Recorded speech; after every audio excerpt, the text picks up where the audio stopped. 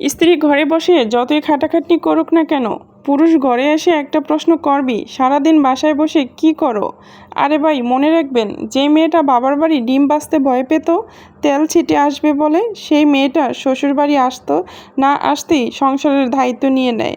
আর আপনি তাকে বলছেন সারাদিন কি করো? বউকে ভালোবেসে একদিন একটা ডিম ভেজে খাওয়াবেন, দেখবেন কত কষ্ট।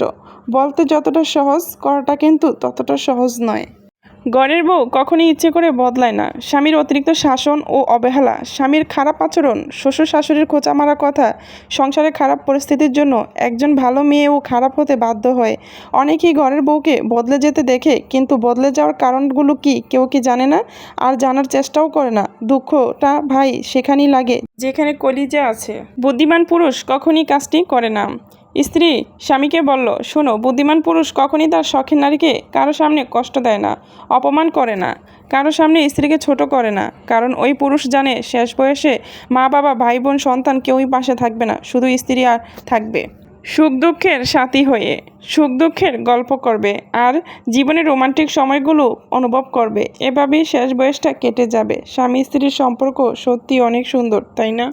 প্রতিটা স্বামীর ভালোবাসা যদি এমনই হতো যে আমার স্ত্রীর জন্য যাদের হৃদয় এক ফোঁটা পরিমাণ মায়া নাই, তাদের জন্য আমার হৃদয় এক তিল পরিমাণ ভালোবাসাও নাই।